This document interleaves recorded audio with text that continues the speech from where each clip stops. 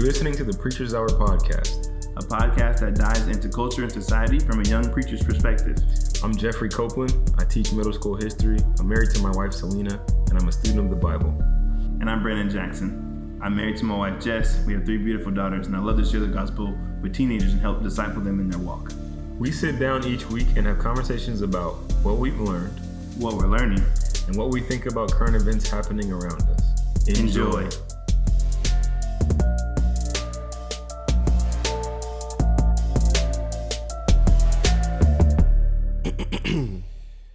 What up, everybody? Hey. Welcome back to Preacher's Hour podcast. Preacher's Hour podcast. Mm-hmm. We should get a jingle. Brought to you by the Garage Church. Let's go. Oh, for real? No, I don't know. Oh, that's just we can't just take endorsements. I'm prophesying. It's gonna happen. No, Patient said he was gonna have our and back. You know what's funny? And then we have this episode. We endorsed by them, and then we have this episode. Mm-hmm. Oh, that is funny. That's hilarious. No, that's good. Yeah, guys, I'm your boy Jeff Copeland. Hey, I'm Brandon Jackson. Yeah, we are here. This is episode 65. We are out here with 65 episodes. 65th episode. That is intense. Yeah, we got like 12. I'm not good at math, but 12 or 13 more until the end of this season. And we're already planning some dope things for season 4. So without me, by the way. Yeah, because people be showing up late. I was barely late, man. Listen, Brandon, we're preachers. You're not supposed to be lying.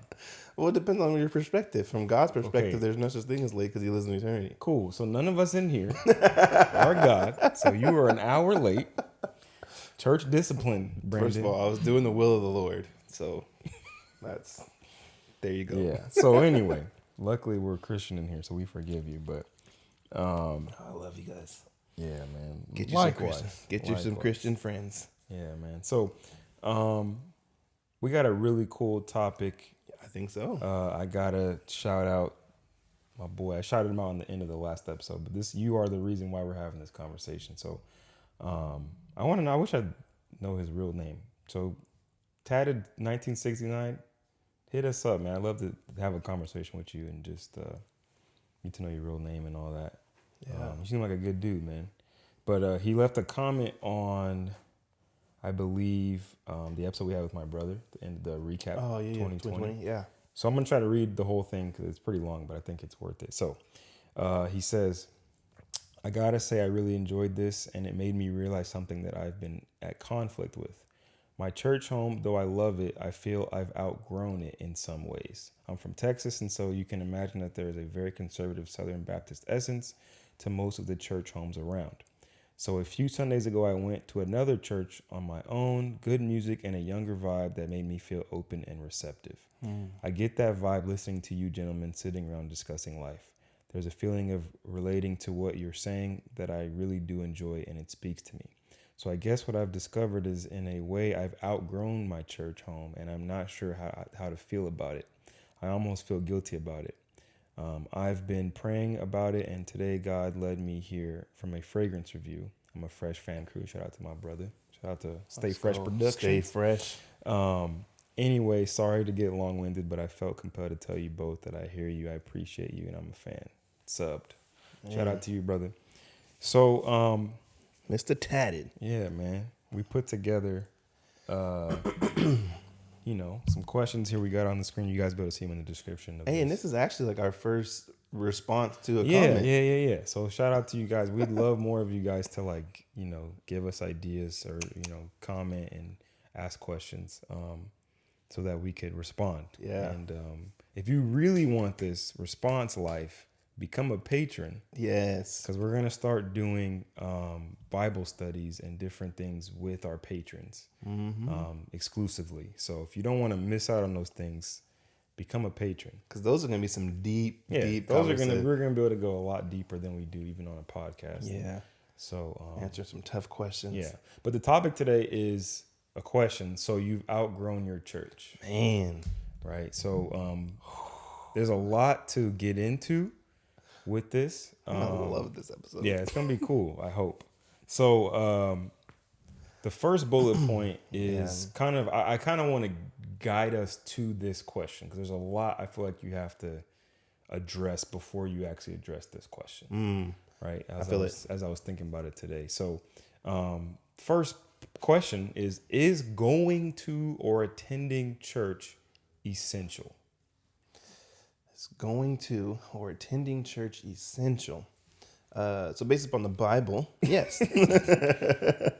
But do we have to listen to it? Yeah, you have to listen to the Bible. So yes, attending church is essential. Going to church is essential. I believe it's in Hebrews where it says, "Do not forsake the gathering of yourselves, as some have done."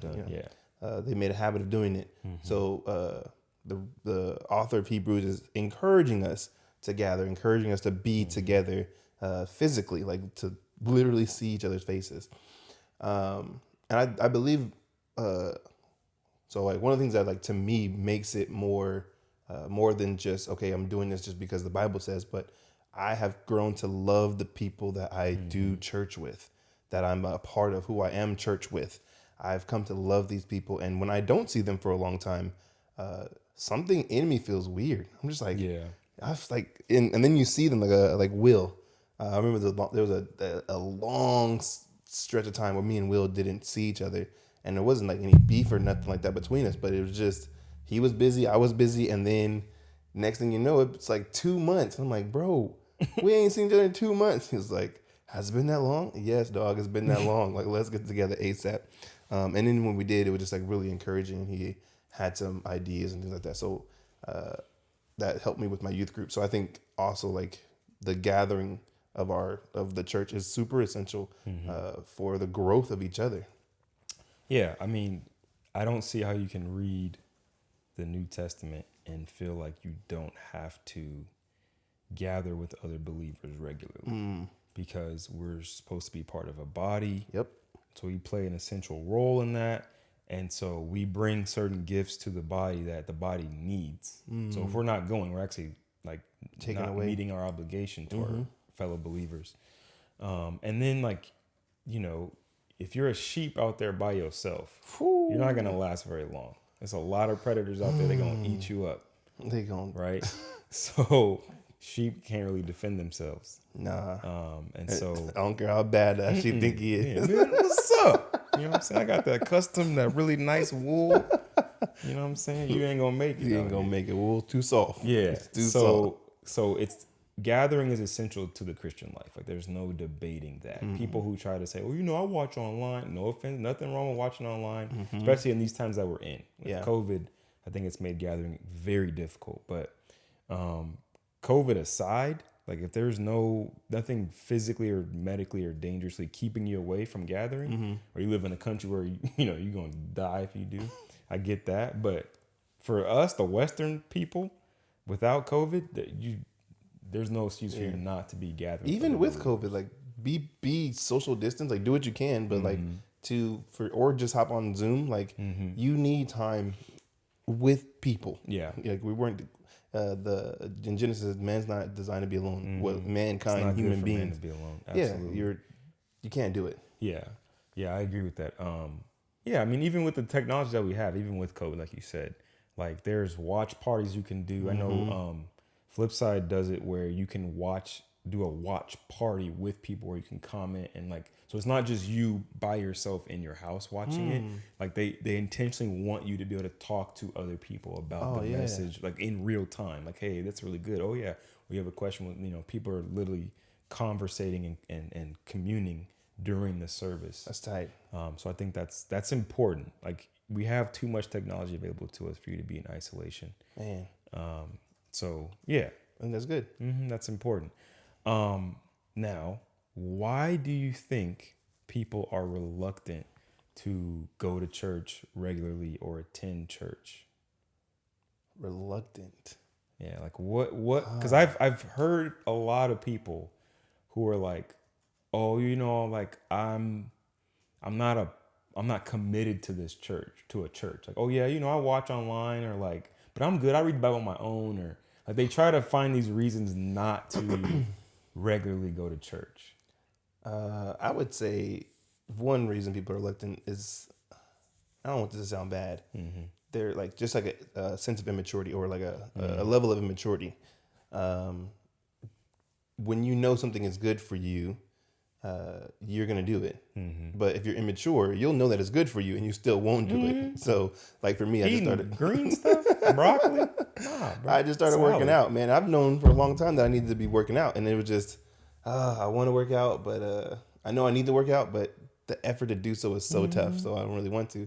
So knowing and then doing is two different things. Facts. But then once you know, then it's like, okay, I have to like do this. If I don't do this, then the consequences are great. So I would say a lack of maturity, why people are reluctant. I could see that, but you know, the football's on Sunday mornings, and yeah, I mean, some people work. There's a lot of different things, but yeah, I agree with that. I think if that offends you, if you're in that category, Then I'm talking to you. you should probably check your maturity level when it comes to your walk. Yeah. You know, I think something you just got to at least consider it. If we're wrong, you know, call us out, but I don't think we are. No. I mean, there's definitely more reasons, but I think the main one, at least to me, is it's just immaturity. Like you can't like look at somebody like, oh yeah, that's good. I should be doing that, and then just not do it. It's like, what do you? I mean, I guess it's immaturity or just downright like disobedience. Like, I just don't want to go. Yeah, if you're able to come up with a bunch of reasons why you don't go or don't want to go, that's something you got to check in yourself. Like, why am I like this? Exactly. I would say it's people don't want to commit because then I might have to like do stuff. Like I might have to serve. I might have to like join a ministry and volunteer my time. And I can't just come and sit in the back. Yeah, I mean, can I just come 3 times a year? Can I just be the Mother's Day, Christmas, and Easter type of person who goes to church? It's so funny. I have so many people in my life that, especially when I used to go to our old church, they would just be like, I would see them out. Oh yeah, man, we go to the same church, and I'm like, you only go 2 or 3 times a year. You don't go to the church, bro. You just be showing up every once. And then when they do, hey, what's up, man? Oh yeah, hey, how you doing? Yeah, I'm not gonna see you for another 6 months. Months. Yeah, and but they in their mind they really feel like, yeah, this is my church. I'm a part of this church. Yeah, it's definitely like especially like the Mother's Day and Easter, because it's like, dang, I just saw you 2 Sundays in 2 months. Like, way to go. For real. And you think they on track, but yeah, they not. Nah, bro.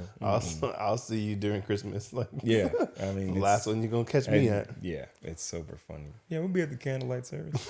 But yeah, and I mean, you know, everybody's on their journey. They're in their own place with it. But I hope that the goal is not to stay there. Right. Yeah, and I mean, I'm sure this is clear. Hopefully this is clear with a lot of our other episodes that we've done. But like, just going to church or attending church doesn't make you a good Christian. Yeah.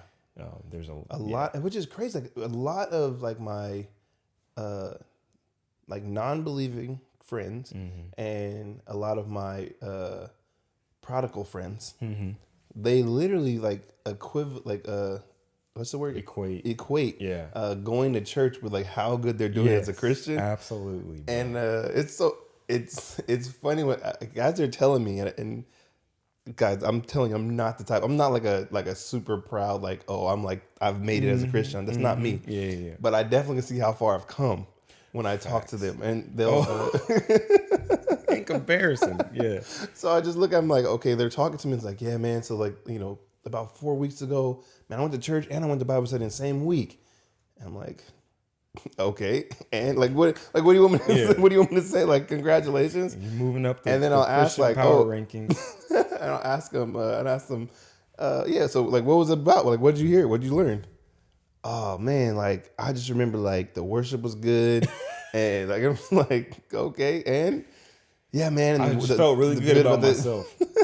I was talking to some people after. The message was powerful, and I'm like, well, what did he say? What they have no clue. My boy had no clue. It was good. He was like, but it was good though. Like everybody was shouting and like everything he said was like, it's like the experience. Like, oh yeah, it was a vibe. I have no idea what's going on, but yeah, that's so funny. Yeah, I find it strange. I'm like, going to church doesn't make. I mean, it's part of mature Christianity, but it does not make you a mature Christian just because you go.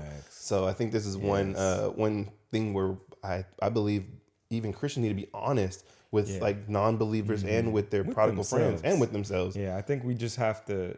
It's a trap that we've fallen into in Western Christianity, of like, it's this box that I get to check off, and it's really about me feeling good about myself and being able to tell people look at the perception of me is, you know, I'm here every week.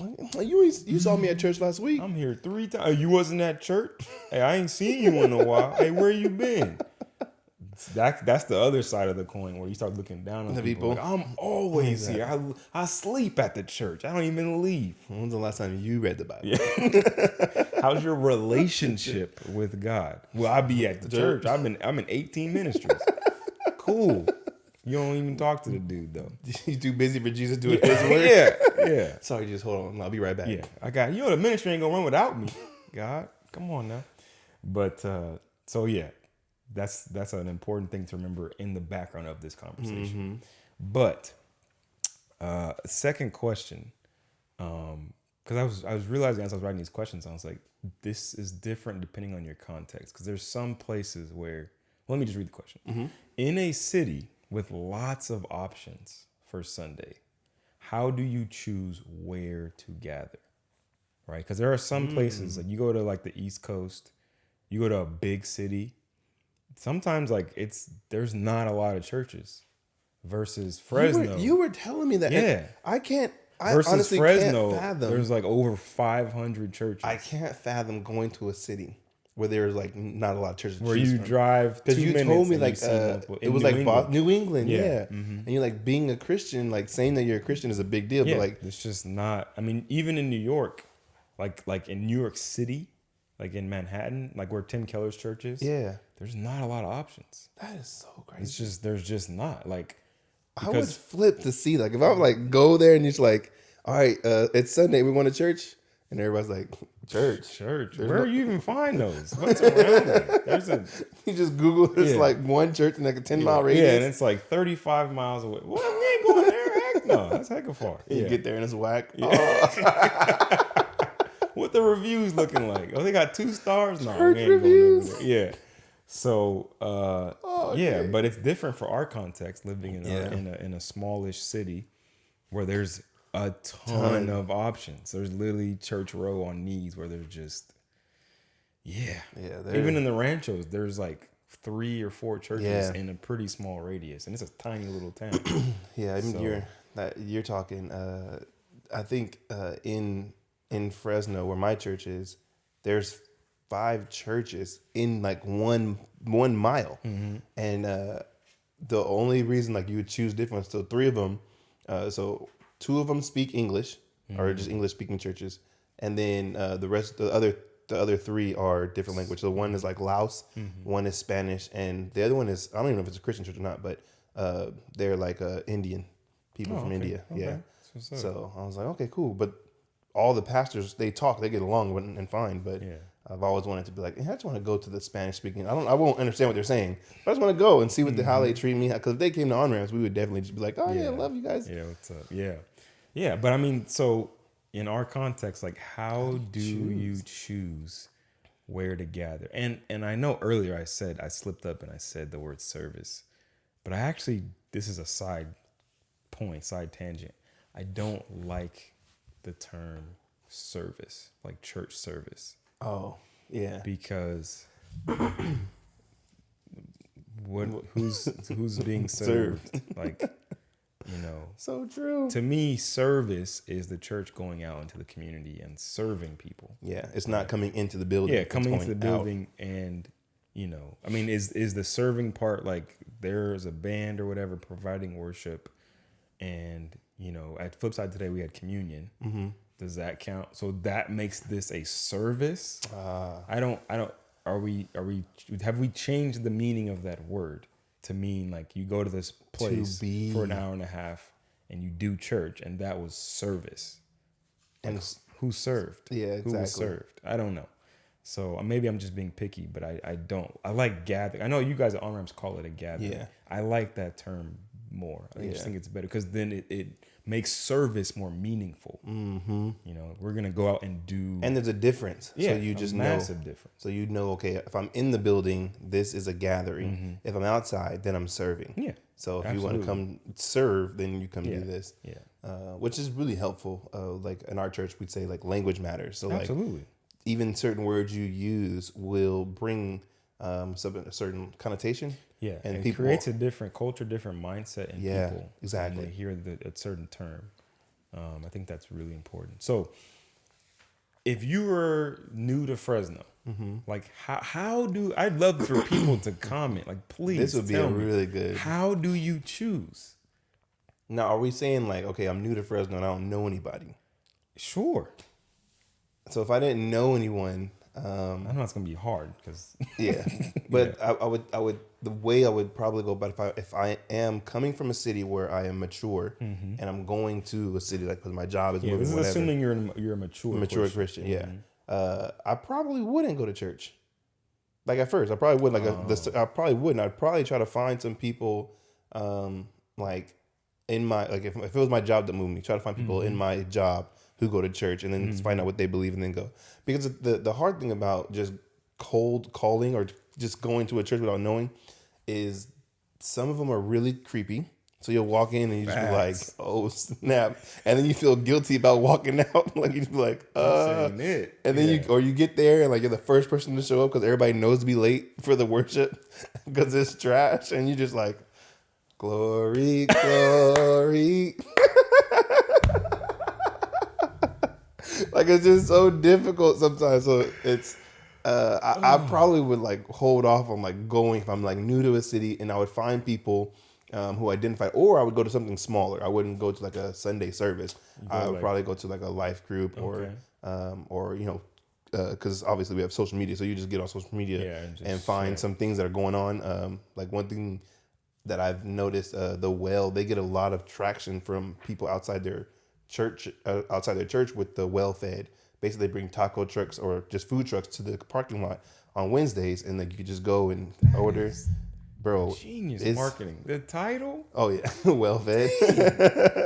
You gotta choose your title of your church. I thought it was fantastic, but it's just like you just see all these taco trucks. So if you're a church, you have taco trucks in your parking lot or food trucks in your parking lot, then it's going to draw people in. Fact. So if I saw that, I'm like, okay, this is a church, but they got tacos? Hindu church? I don't care. Let me see what's good in here. So if I'm honest, I don't think I would actually go to a church and that's because I'm mature. If I wasn't mature, I would literally just show up to a Sunday service and just be like, yeah, this is not it. That's interesting. I would push back a little bit on that. I don't think that's necessarily a sign of maturity. I don't think it's immature to go on Sundays and just look. Oh yeah. Because that's how Patient essentially him and Elodie went to different churches before they settled on Flipside. And the only reason they went to Flipside because they knew Pastor Jeff because he used to work at YFC. Yes. And Ed kind of knew all of them, so that's how they got. But before that, they just went to these different churches on Sunday. Like, I want to go to church with people that don't look like me. So they went to just different white churches. Yeah. So I don't know if it's a sign of maturity because I don't think it's a problem necessarily. Obviously, what you're saying, I agree with. Yeah. As far as like, I'm gonna do some research before I just pull up. Because like you said, you walk in. Tony Baker has this stand up. We welcome you. They're just like, you don't want to be. You don't want to get caught. And then some things I've even seen where like because you're the new person, they will feast on your carcass. Like, oh my God, you're new. We got a new visitor. It's a big deal. And then they make you feel awkward, but also like you feel like you're obligated to like be there. And then they want to get your contact information. You're just like, I don't have a cell phone. You get baptized. You want to get your new members class. Get the 15 articles of faith. Not coming. Wait, back. what? Yeah. So then once you get in your contact, if you get that adamant deacon, and you just like, hey, blowing up your stuff. Hey, so we got brotherhood meeting at 6 a.m. I'm sorry. Listen, y'all. churches, can we chill? Okay, we gotta calm down, man. I'm just saying, man. So desperate for new people, especially like black churches. Like, y'all, come on. Like, just be reasonable. Relax. Just let that person be. Let them enjoy. Talk. Get to know them, but not on a weird. Yeah, your church should be attractive. The culture of your church the Yes. way that people are should be attractive on its own. Yeah. I feel like obviously you want to be friendly. You know, you want people to, when the new person comes in there, they feel welcome, but don't like just vultures like just come up Like and, car salesman. yeah, like yeah, man, chill. Have you know, chill, just relax. You know what I'm saying? That's funny. So yeah, but yeah, choosing it would be difficult. If I were new to a city, I would use the internet, number one. I would talk to people like you said at my job or whatever. Maybe talk to my neighbors, just try to talk to some people. And then I would spend a few different Sundays going to just checking out the local churches. Yeah. Like I would, wake up early and go to this church's first service, go to a different church's second service. And I would just try it out and just see how I feel. Me and my wife did that. When we left, we were trying to make the decision to leave our old church. We went to, I don't even know if I should say the names of these churches. I kind of feel bad. We went to another church. I'm about to say, we can always bleep it out. We went to this other church because their worship, their band essentially came to our old church. They did like a worship night one time. It was actually pretty cool. They were amazing. Oh, so it And made so you want to go let's go check out their church itself. And we weren't impressed. The worship group were amazing. Yeah. But it was just like, it was too young. What I mean is like, young. it felt like we were in like a nightclub. Young and free. It was Hillsong Young and Free. It was literally like dark, fog machines, lights. Oh. It was just a little bit too overproduced. It was a little bit too like hip. Like they were really like, we are the young, new, hip, like we're letting you know non-traditional this is no church. church. I was like, this is a little bit too non-traditional. I Did don't they have know. lasers? Yeah, I don't know. I don't know if God is in here. I don't know. But it looked like he is here. I mean, I hope so. Like, What was the preaching like? Oh. It was so like basic, like easy. Like I'm not saying the dude can't preach, but it was just so like watered down, surface level, super like baby Christian stuff. That's Like, tough. God loves you, right? Amen. All right, so we're wrapping it up. First, it was super short. Number one, it was like 10 minutes. I was like, that's it? That's it? Oh, we're done? Oh, That's tough. okay. Maybe it was like New Believers Day or Well, it made so here's the reason why it was short, because they went hard on baptism. It was like interesting. They literally had like 2 different pools on either side of this huge stage. The worship team is like doing a full concert, and they literally like, anybody want to get baptized? Like, come on up. We'll take you in the back. We'll like fill out some paperwork, talk to you about baptism. And they had like 30 or 40 people. In fact, my sister-in-law got baptized that day. wow. They had heck of people. They had clothes for them and everything. And they were just literally like alternating sides, like baptized. You don't even have to baptize it. Fathers and Holy Spirit, and it was just like back and forth. It was intense. Songs going, everybody's cheering. It was like, oh, this is cool. Wow. So that part was dope. Yeah. Like so I think that's why the preaching was so short that day, because they went hard on baptism. And trying to respect the time. But at the same time, I'm like, do these people really know. because they went real quick, bringing it back real quick, bringing it out, get baptized. Hey, congratulations, you're baptized. Like, do you even know what you just did? yeah. Especially with the way you explained baptism, like you putting a target on your back. Like this is a big deal. Life's about to get real difficult. And it was funny because the preacher was just like, before he started, he's like, yeah, I just want to announce we're moving to 3 services. Everyone's like, yeah. And I'm just like, if this is, I don't know, man. This is going to be the preaching. So, long story short, so we were like, yeah, we're not coming back. So we didn't go back. But it's just like, I would be looking for, what's the vibe? It was the demographic. What's the demographics of the church? It was a lot of white people, but it was a lot of diversity because the worship team was very diverse. They're very young. I think the oldest person in the worship team was probably like 23. They're very young. oh my God. When I tell you the church off camera, you'll be like, oh, okay. Oh my God. But But I already know what church it is. yeah, I can guess. yeah. But I mean, like, not saying they were bad. Yeah. There's nothing like unbiblical about the church. I think they fit their demographic. They are reaching a demographic, And they're shooting for and that the target. pastor's doing exactly what he's being called to do. I feel like it just wasn't for us. Yeah. And so, So I would say like the main thing you want to do is when you're looking for a church on a Sunday, where to gather on a Sunday is, just take time to listen, like, and observe, like try to really listen to whatever God is saying. Be, the Holy Spirit should be the main guy. yeah, like that should be like especially once you're in there, the Spirit will be like, I'm not here. I don't know. You better come on outside here in the parking lot. Get back in this car because this ain't it. Don't stay too long now. Get out. Keep the car running. Okay. Yeah. But I mean, so I don't know if I can fully answer that question. I think when we come back from the break, I want you to play that clip from John Piper. Oh yeah. I think those 4 things are really essential for picking a church. Yeah.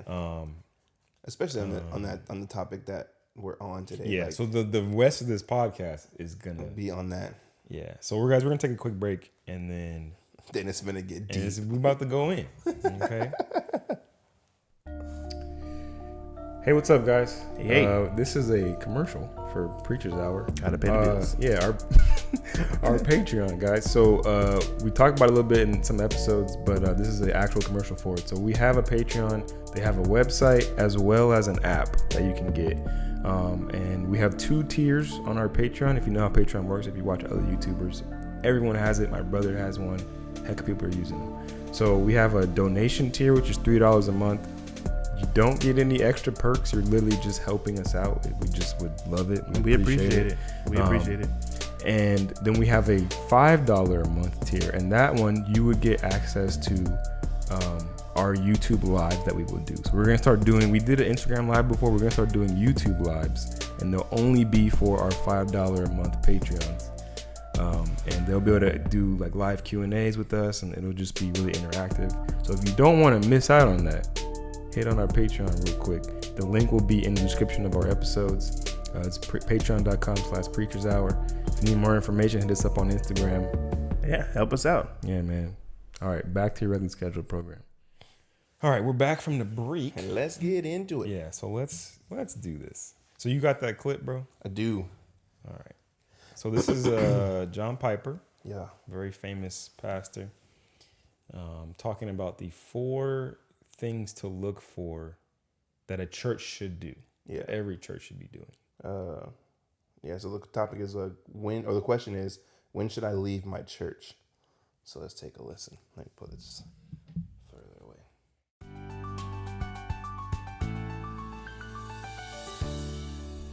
Over the months, we've had a steady stream of emails, probably over 50 by now, all on the question of discerning when it's time to leave a certain church. So many scenarios factor into a decision like this, and it makes it really hard, I know, to answer the question with much specificity in a podcast like this. But maybe you can put some categories out there, Pastor John, for listeners. What are some general guidelines or broad categories you would introduce for someone who is asking whether it's time to leave a local church? One of the reasons that it's difficult is because we don't find explicit instances of this in the New Testament, and the reason we don't is because the letters of the New Testament are written to one church in a city, not several churches in the city among which Christians are circulating. It treats the church in Corinth or Thessalonica or Philippians as one church in the city, and the letters that are written to several churches, those churches are in different cities, and so it's not about people moving from one to the other unless they're moving in the city. So that's the reason the Bible is so silent. The development of the church hasn't gotten to the point yet where there are this unbelievable multiplicity of local churches to choose from in any locale. So the way I think we go about answering the question is by asking what the church is, so that you can test, is the church being the church here, or is it defective to a degree that I should go to another one? And the 4 things that I would mark as defining what the church is: number 1, its leaders, elders, pastors, whatever that church calls them, New Testament calls them elders or overseers or pastors, they minister the Word of God fully and faithfully. Number two, they minister the Lord's Supper and baptism. And number three, they exercise church discipline, excluding from membership those who walk in a way that contradicts the gospel or brings reproach upon the Lord. And four, they love each other and they love the community, and they're seeking to win the lost and reach the nations, the mission of the church, in other words. So any one of those four could be missing and serious, and therefore lead a person to consider looking for another church. The problem. Okay. Good stuff. That is fantastic. And I love the fact that like they dive in. I mean, if you listen to the whole thing, we can put a link in the caption. But I love how they showed us like that there are things that you should look for in your church, which will help you kind of guide your way to leaving or staying. So it's not just about leaving your church, because there are things that you will grow or outgrow in your church, but that doesn't mean that you need to leave. Sometimes it could be like, you see this happening, you stay be the change. because you be the change. Yeah. So they like, I love how like they kind of leave that open. There's so much nuance to like leaving the church. Like, so even with those four things, if one is missing, it's not just like cut and dry. It's not just black and white. Right. Like, oh, this is missing, I'm bouncing. No. Hold your horses.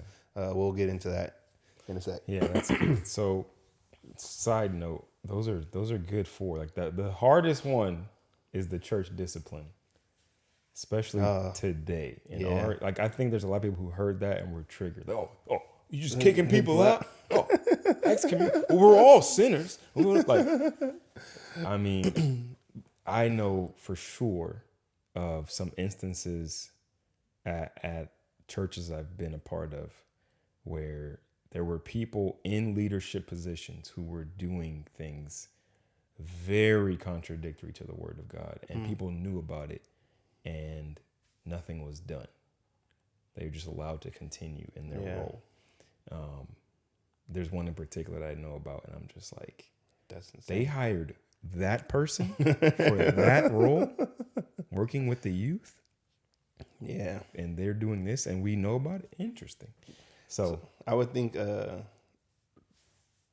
church discipline is definitely not an easy topic. Not at all. It's not an easy topic. No. I do believe that it's more than just kicking people out. Yeah, I mean that's the last resort. Last step. The Bible is very clear about what you're supposed to do before you get to that point, because no church should want to kick people out. Never. At all. That should not be the goal. We got to do everything possible to avoid that step. Or even take pleasure in like, okay, now I'm kicking you out. Absolutely. Because it should hurt. It should hurt because you're literally cutting off a piece of your body. So it should be, the only reason you do it is because like this is a cancer that we have to operate on. Otherwise it's going to kill the whole body. So in that, I think churches that lack church discipline, even in the sense of like when there's a wrongdoing in leadership, and someone needs to be able to call that person out and say, yo, you need to fix that. Or you need to apologize. Like you need to tell the church, like, this is what you did. And like, you're sorry. Cause it doesn't always need to be a reprimand or to kick you out of wherever you're serving. Sometimes if you're the teaching pastor and you slip up and you make a mistake, I don't think that just grounds to kick you out of that position. Like, no, maybe, 3 weeks you're not going to teach, but like you're going to come right back. And we got to talk. We got to do some discipleship. We got to do some talking, some teaching and things like that. And some repentance needs to happen. Yeah. Prayer and fasting needs to take place. And if you're willing to do that, then cool, you can have your position. Because we do all make mistakes. We all sin.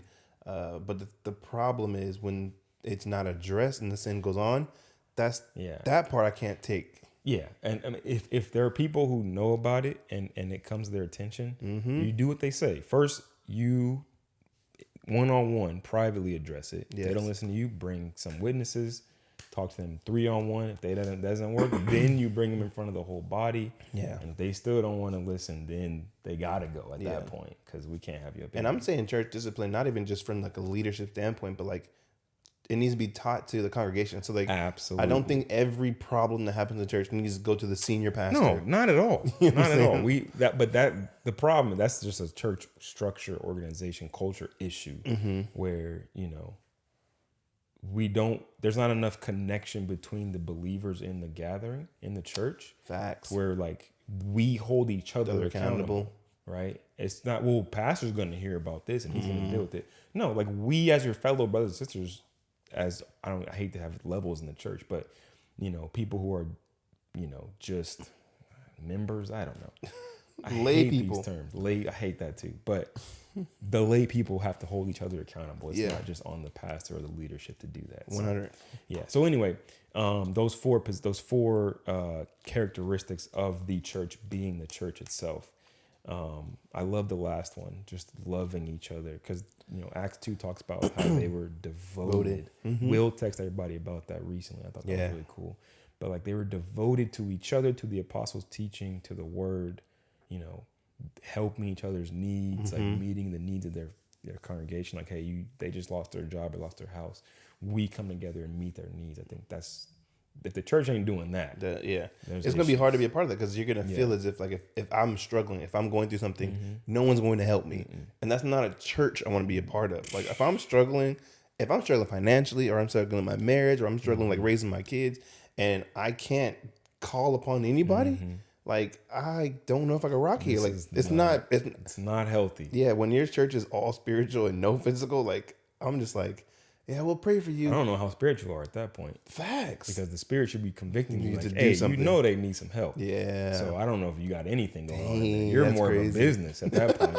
You're an organization. You're a club or something. You're not a church. Not church. Yeah. So, the question we have here: what do you do when you feel the church that you attend is not meeting your needs? Because that was the exact position that my wife and I were in. We felt like this kind of gets into the whole outgrowing thing, because that's a very difficult topic, outgrowing, right? I mean, our brother, said that in the comment. He felt like he outgrew his church, and I can relate to that feeling. It's hard to say it because you feel like arrogant a little bit. Yeah. Saying it like, oh, you guys we've outgrown you. Yeah, I don't want to come from a place of pride, but it's just like my wife and I had conversations like, we are not growing here. Like this church we have stagnated here. Yes. I don't know whose fault that is. I don't know if that's our fault. I don't know if that's the church's fault. I don't know if it just happened. It's not anybody's fault. Like, what do you do when you feel that? Because that has nothing to do with those 4 areas. Let's say your church is meeting all four, but you feel like my needs are not being met, whether it's like Bible knowledge or service, or like I feel like a call in my life and the church is not listening to me. I don't know. Like, what do you think? I believe that our first reaction to feeling like our needs are not met is to pray. Like just make sure that whatever you're feeling is not of your flesh, but it's literally like, God, I want more of you. I want to know more, but I'm not getting it from the source that I'm supposed to get it from. So once you pray and like you're getting confirmation from the Lord saying, yeah, like this is not working, then you have to take some steps in order to get to that place. So I think one step could be, if your church is not meeting your needs, be courageous and go tell your pastor that, I'm not trying to be disrespectful. I'm not trying to like step on no toes, but I've been here for this amount of time and I feel like I'm not growing anymore. I attend Bible study, I attend Sunday, and I serve in this department. But I feel like I'm doing more stuff than growing in my relationship with God. Like, can you help me? Because I believe that's what your pastor is there for. I believe he's supposed to like, okay, cool. Like if you're not growing, let me see if I can find like somewhere to place you so that you can grow. Some people put some people around you that you can flourish.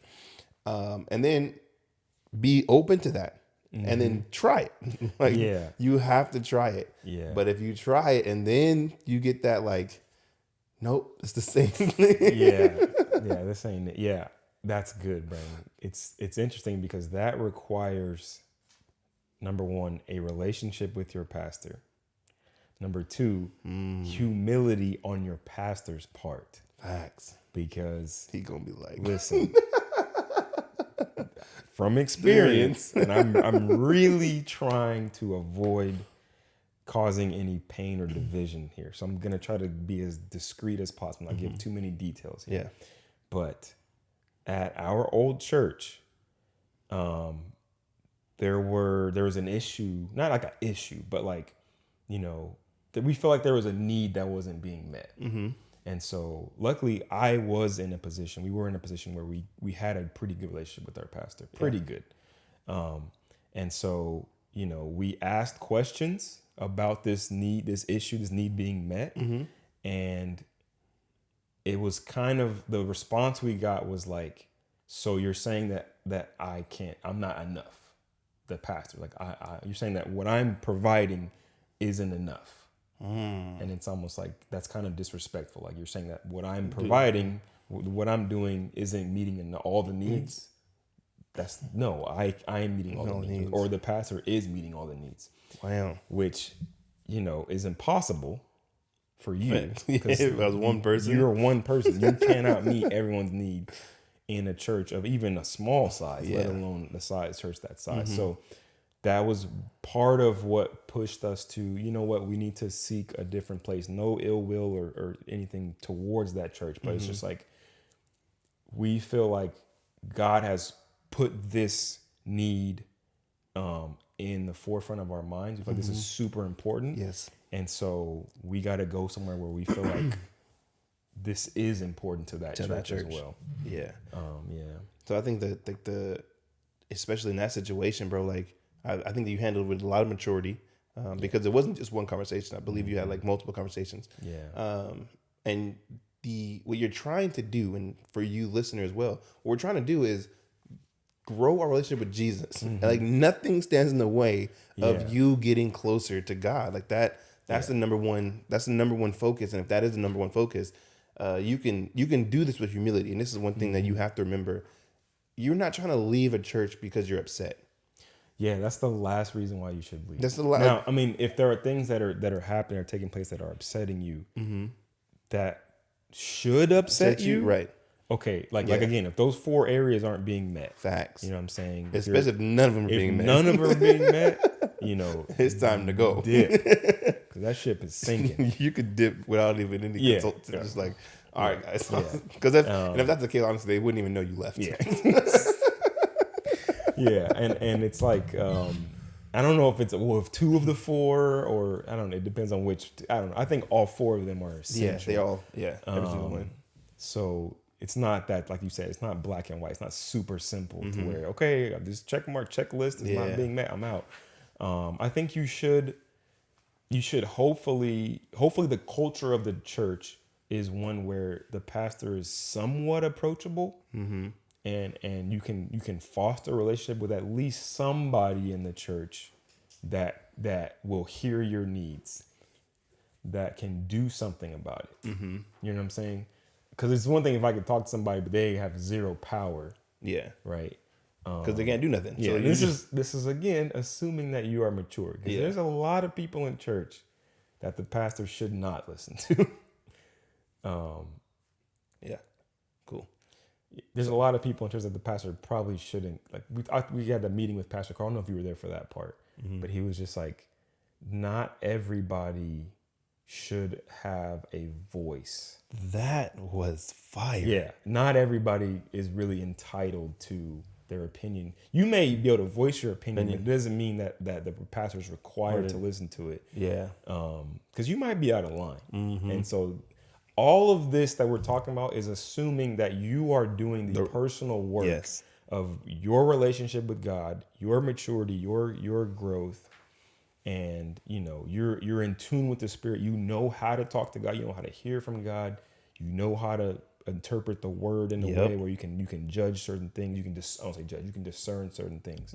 If you're not that, you got to go through before you do anything we have just been talking about, you got to go through a huge checklist with yourself. Yeah. Check yourself, because you might be way the freak off. I think that's the one thing that believers who are, I don't know what the word is, but like falsely mature. You might be a cancer. You got to check, do a biopsy of yourself, make sure you ain't the I cancer. think that's the number one thing. Like, you have, before you're ready to leave a church, you have to be ready to self-evaluate.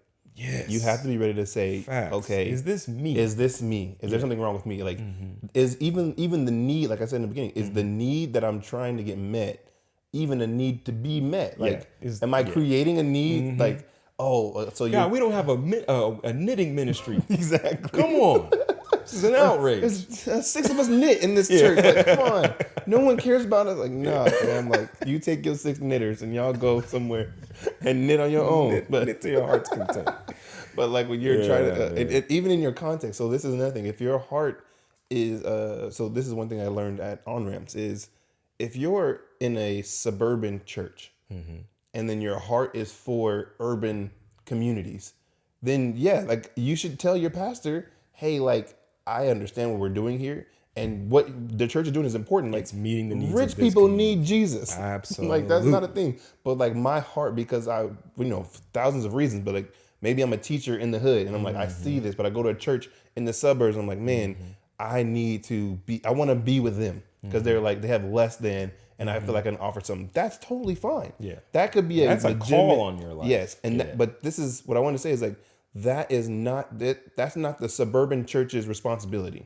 Facts. That church is planted in that suburb for that group of people, that community. Absolutely. You telling your church, hey, you're not doing it right, because you're not doing enough for the hood, and the church is like, the hood? You mean 25 minutes away in the hood?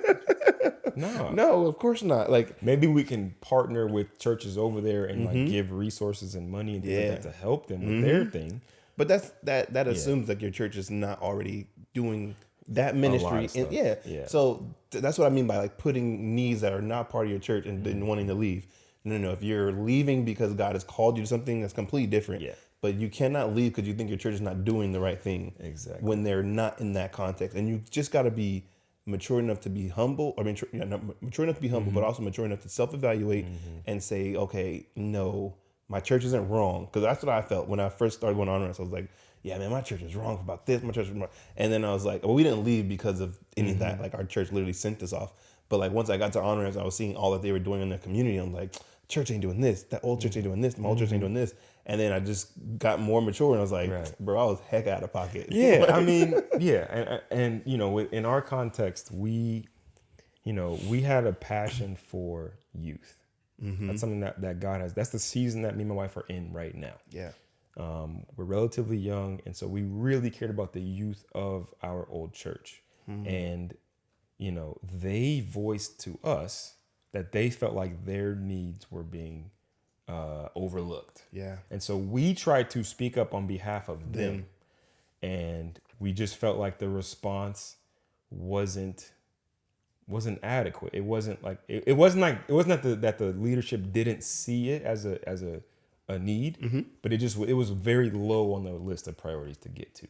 And so me and my wife just felt that, along with a lot of other things, it's just we got to go. This is not, and part of me feels really bad about it, because I feel like I left the youth.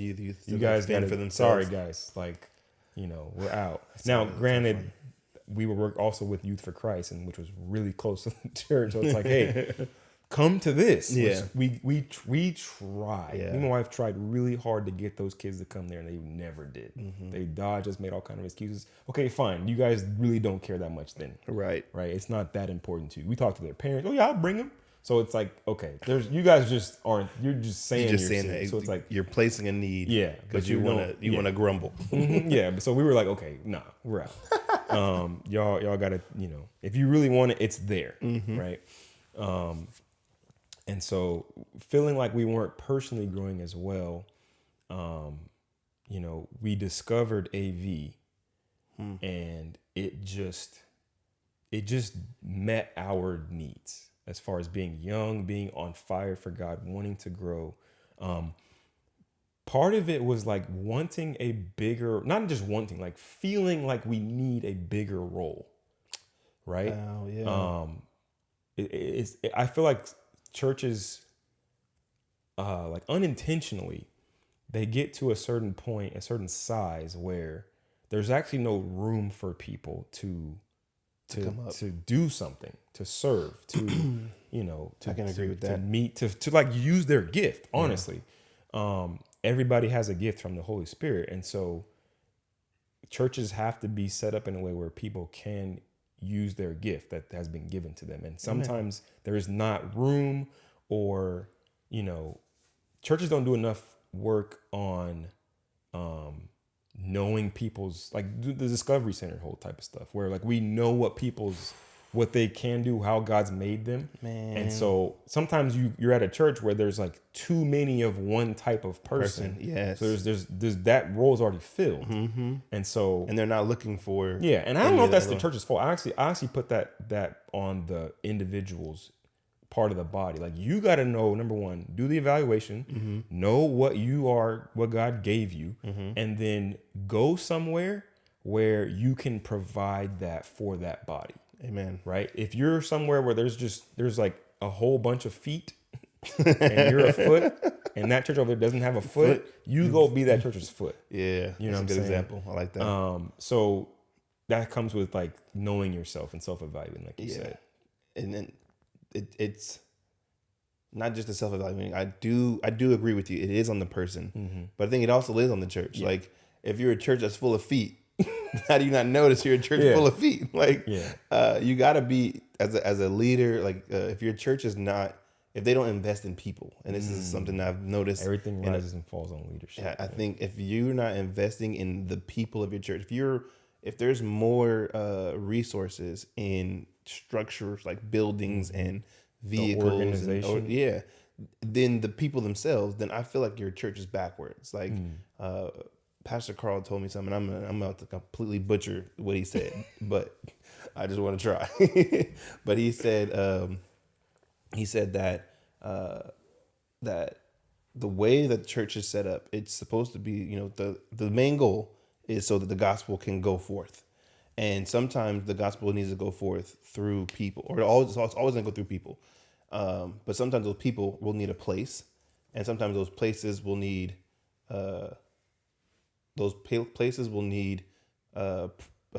property, so like things, and then sometimes those properties will need something else. I can't remember what the last one was, but there was 4 P's. And the idea is that everything that you add onto the gospel, or everything you add on to like the purpose of the gospel, needs to always point back to the purpose of the gospel. So if you're gonna buy a building, its purpose is to spread the gospel. If you're going to put furniture in that building, then the purpose of the furniture is to promote the gospel. If you're going to put whatever else in this building or add-ons to this, like whatever, it needs to progress the gospel. And if it ever gets to the point where we are now spending resources to pay for things that are no longer promoting the gospel, it's probably time to let that go. Yeah. And I was so blown away at that, because I'm thinking many of our churches, like when you look at, and I'm gonna plug Flipside, when you look at how much resources, money, moolah, gouda, guap, cheddar, they put into human beings, you will be amazed.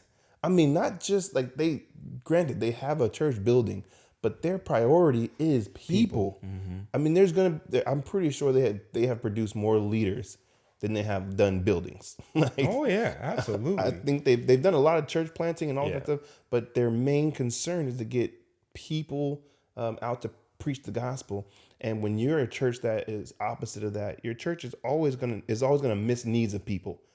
You're gonna have a backdoor issue. A lot of people are gonna fall through the cracks, unfortunately, because they feel like they're not invested in. Especially when you look at it, it's like I desire to grow, and I've talked to a leader about growing, and they put me on parking lot duty, or they threw me into hospitality, ushering. And that's the difficult thing. So I do believe that some of our churches are to blame for people leaving, because you're not investing in the people themselves. You're investing in. I think things that don't matter. every church, they start out with the right motives, the right intention. But if you're not clear on that, what you just said, it's very easy to get pulled in different directions where it's like you get to the point where you have this building, you have all this stuff that you have to maintain. Yes. And people get neglected and replaced by the stuff. You gotta, well, we would help you, but we got to take care of X, Y, and Z. We got the bills. We got to do all this stuff to pay for all this stuff. And then if there's any left over, we might get to you person, which it shouldn't, like you said, it shouldn't be like that. Never. So yeah, man, I think it's not a simple answer. But it really has, I think the main thing you got to go with is first thing, like you said, self-reflect. Yeah. If you've gone through the full self-evaluation, you've prayed, and you realize that this thing that you see as an issue is a real issue. Yes. And you've tried every avenue to not leave, and none of it has worked. Okay, then I think it's time to go. And you got to just make sure that because if you don't do it properly and you end up leaving, when you get to wherever you go, it's gonna be the same. Nothing's gonna have. The thing that hasn't changed is you. Exactly. You are the common denominator. Make sure that you are not the factor of what's wrong. Exactly. Because you're gonna take that wherever you go. And then don't mess up somebody else's good stuff. Yes. Like don't be some cancer cells, man. I can't. And I've been a part of many churches, just being around Christians a lot. And one thing that you can clearly see, and I think you can find these people pretty easily. Like if you're been in church at any time, you see the people who are like just complaining of how bad their church is. And then you just wonder like, well, why don't you leave? Why are you here? And then you talk to them, you be like, they've left 18 churches looking for the perfect church. Yeah. And every time they get to the perfect church, they turn it to the imperfect church. So it's definitely leaving your church, like feeling that you've outgrown your church. A lot of it depends on you.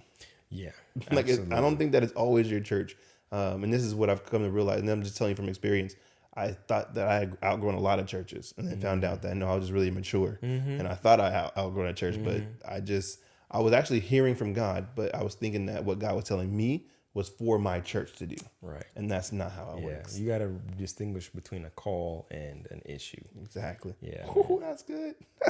I mean, and I looking back, me and Selena made the right decision. I still love that church. I grew up in that church. Like I wouldn't be who I am without it. My parents are still a big part of it, so I love them. I love their church. But we made the right decision. And leaving now that we're trying to start, TG started our own church. Like I'm very grateful for everywhere that God has taken us to get to this point. And definitely like we could have handled it better. I agree. You know what I'm saying? For sure. I think anybody could because we were definitely immature. Yeah. We weren't as mature as we are now, for sure. And we're still not as mature as we're going to be. Yes. So the last thing I wanted to kind of touch on before we wrap this up. I was really hoping we were going to do it because I was like, dang, I feel like the episode's about to end. No, I was trying not to, but I'm like, this is an interesting thing because the question is, should we have only one quote unquote church home? Like what is a church home? Because I grew up hearing this term all the time, and like you shouldn't be church hopping, and if it's right to be in church, it's wrong to be out of church, which I agree with. We talked about that with the first point, but it's just like, what is a church home? Because we're all in the same family. Yes. Like, is that a thing? I'm not sure. I'm honestly not sure. I'm honest, and I feel like we're getting a lot of flack for this. Oh yeah.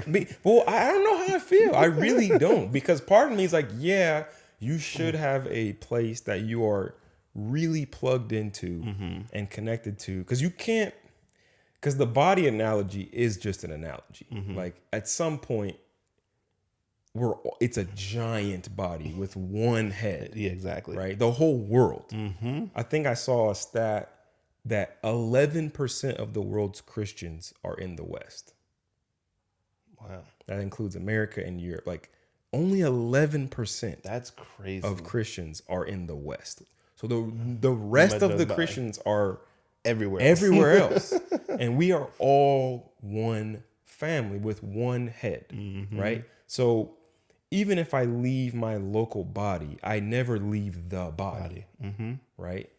Which many churches will make you believe. That's what I'm saying. Like, oh, y'all done left the church. No, I left this particular gathering, but I would, unless I'm not a Christian anymore. That's the only way you leave can't the church. leave the church. No, So yeah, what church home? I don't believe that you should only have one church home, or that term church home really holds any weight. Because if you find a body of believers who you vibe with, body of believers that are doing the will of the Lord, Jesus literally said, "Who is my mother? Who is my brother? Those who do the will of the Father." So if they're doing the will of, those are your brothers and sisters too. So that means their house is your house. So if we are all brothers and sisters of Jesus because we're doing the work of the Father, then no matter where you go, that's a church home. Yeah, like I agree. Your church, I guess, like the idea would be your church should feel like home. Like you walk in, it's like, oh yeah, they do everything we do. Like they believe the same thing we believe. They're doing this, they're doing that. Like that should make you feel at home. Yeah. As far as like just being, I think that there is a sense of this is where I do the majority of my work ministry wise. And I think that's kind of just a Western construct, because I when I think about like places where the church is being persecuted, there's no such thing as a church home. You ain't got time for that. You know what I'm saying? Like that's a luxury. It's a luxury of it. Like, yeah, I agree with to that. have a ministry home. Like this is where, and honestly, No, I'm a member of fill in the blank church. No, Yeah. they're gonna be like, you're a member of what? No, I'm just kidding. This is my uncle. This is my cousin. This is, you know what I'm saying? Because they're living a persecuted life at the very moment. So I think what we have is luxury to say, I serve at this one church the majority of the time. But that doesn't mean, because honestly, I have 3 church homes right now. I feel like On Ramps is my church home where, number one, this is my staff. Yeah, this is where I work. This is where the majority of my youth ministry is done. This is where this is my priority. This is like definitely my priority. But that doesn't mean it's my only one. So now I also have I have TG, which is really like my number one priority, because I've been here the longest. I've been at TG for 6 years and 7 years. Good Lord, for 7 years. So I think like this is it. And then I want to rock with TG the longest. Planting as a church Exactly. This is eventually I want it to become my church home, my only church home. And then last is Flipside. Yeah. Like I feel at home at Flipside. Like I go to that church and it's like, that's where I'm doing the majority of my serving right now. In the middle school and high school and the young adult ministries there. I totally agree with you. I'm a big fan of On Ramps. Obviously, I've gone and helped, and I would do it again if they needed. So and then obviously TG and then Flipside, and then back in the day when our young adult ministry was popping at our old church, because there was a season where like, oh, I'll never leave this church. It was, bro, we were doing something special. wow. We had gotten to the point where we had like a legit like 20 or 30 like young college age kids who were serious. Dang. We weren't playing. And we had partnered with 2 other churches, with New Cove and with Cross City, their young adult people. And like we were legitimately like family. Like Dang. We did different events, one at our church, one at New Cove, and one at Cross City. And we were like, we had really good relationship with the people. And like, you know, I mean, man, there was probably about a year where like, it was legit. Like where we had finally gotten to the point where multiple churches were actually cool with each other. Crazy. It was like, yo, why doesn't everybody do this? Yeah. We're like, we know each other from all over, and we help each other, and we communicate, and we hang out, and like, we did like big events where it'd be like 50, 60 people from 3 different youth groups or from young adult groups. It was so cool. And then it broke down, and it was the saddest thing. And it was just like, yo, like, why is that so rare? Number one, like why we are all One. We are all one. We all have the same thing in common, which is Jesus. Yeah. You know, you might believe theologically some slightly different things, but like, yo, we got to be able to get past that. And so I just feel like because of this idea of like church home, it's almost like a competition. Yes. Where we can't associate with too the other much team, with another church, because what if they like that church more than us and they leave and like, yeah, man, I don't know, man. It's through insecurities that like the whole church term phrase still like runs in this way. Because honestly, I believe there are some churches who are very secure in who they are and who they created, who God planted them to be. So like On-Ramps is not even tripping. Like, and the funny thing is, On-Ramps is the type of church that's like, they've told us multiple times, you will not stay here. I don't want you. If you're here doing this in 3 years, we will fire you. Like, I just want you to know. It's like, what? And like, they're joking, but they're serious. So it's like, we don't want to fire you, but we hope that like you will move on. Even TG is like, you won't be here forever. Like, even you're gonna. flip side, even Pastor Carl, he's like, I know you guys are here for a season. Like, I already know you guys are planning a church. We're gonna help you guys, and I'm gonna be super sad the day you guys leave. Yeah. I wish you guys stay here forever, but I know like that's not what God has called for. Yeah. And so it's like just not guilt tripping people. You know, there should be an open door policy. Like, once you're here, like, we're all a family anyway, whether you are physically here or not. Yeah. Our number one concern is your relationship with Jesus. As long as that's strong, I don't care where you're at. Yeah. Because you're gonna be with other believers, because that's what you're supposed to be doing anyway. You're supposed to gather. So, and they should be helping you to do that. They should be helping. Like, if your relationship with Jesus is gonna grow because Jesus has called you to, I don't know, Timbuktu, then it shouldn't be like, well, you can't leave us, because we need you to. Who's gonna do this and who's gonna do that? What about the? I'm sorry, that's between you and Jesus. Like, that doesn't do with me. Like, churches should affirm when people feel a calling to go somewhere, obviously with maturity and lots of conversation, but it should be said to be able to push. Yes. Because there should be an abundance of leaders to take over. This ministry shouldn't live and die on anybody, on any one person. That's when you have a church home mentality. Like, if this person leaves and there's no one to take up that position, that has nothing to do with the person following Jesus and trying to be obedient to what he says. That has everything to do with the church not planting, not training up leaders to take people's positions. Even to give them a break. Yeah. Oh, man. Being in charge of the youth ministry or being in charge of the kids ministry. 18 years? Like, you done seen a kid be born and graduate. And your whole time you're taking 3 weeks off in 18 years. Yeah, that shouldn't be the case. So anyway, this was cool. This is good. I love this episode. This is a fun topic. I think we can talk about this forever. Yeah. Especially that last question. Like, I think we could do a whole spinoff episode. We probably will. We On that probably last will, one. guys. Thanks for listening. Yeah. Please, talk to us, man. Yeah. Comment, are we tripping? Like, does other people have this same, type of debate with themselves or, Even, are you thinking about leaving your church? Like, yeah, man. Could you give us some feedback if this was helpful? If it was helpful, fantastic. If this was not helpful, and you was like, yeah, I still don't know. I feel what like to you do. guys messed me up. Yeah, Even worse. Please, man. Church discipline. Yeah. Discipline us if we're tripping. I think it would be great to hear from our listeners if you guys are listening to this and like, oh wow, like I really feel that this really helped me or this didn't help me. Your feedback is needs like this whole episode was created because of comment from one of our listeners. So yeah, man. So anyway, guys, love y'all. Have an excellent rest of your week. Yeah, and we'll see y'all.